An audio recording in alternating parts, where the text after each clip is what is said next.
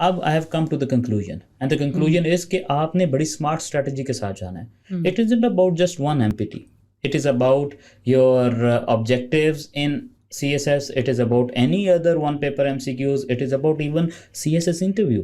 Now the examiners or the panelists, they ask you questions which are more of one paper answers, ٹھیک ہے, تو اس کو بھی ہم نے دیکھنا ہے. تو آپ نے اب کیا کیا, اسٹیپ 3 پہ ڈس انٹیگریٹ کر لیا ہر سبجیکٹ کے ٹیبل آف کانٹینٹس کو. آپ ان ٹیبل آف کانٹینٹس کی سرچ کریں. جیسے میں آپ کو اگر پرمیشن دے تو آپ کو ایک ایگزامپل دوں.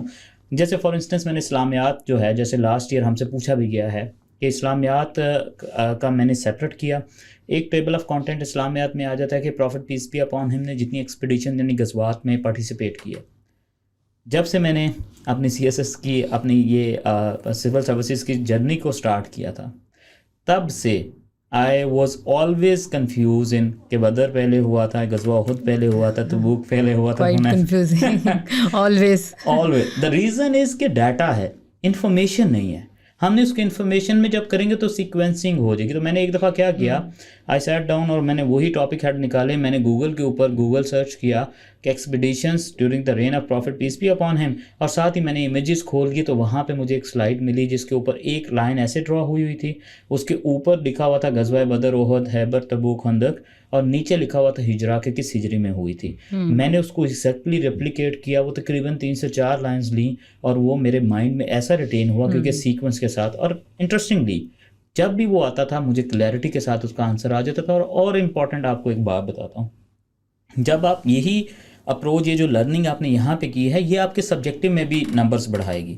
اب آپ سوچ رہے ہوں گے آبجیکٹو کا تو سمجھ آ گیا, سبجیکٹو میں نمبر کیسے بڑھیں گے, ٹھیک ہے. سبجیکٹو میں اس طرح بڑھیں گے کہ کوشچن آ جاتا ہے کہ prophet peace be upon him as military strategist, right. So اس میں if you are going to draw this one line and you would tell the examiner کہ کس ہجرا میں کیا ہوا, وہ he will be amazed to see کہ کتنا سسٹمیٹک نالج ہے آپ کے پاس. میں آپ کو آنیسٹلی بتاؤں, if you really want to score more than 700 you need to have something like this in your paper, ٹھیک ہے.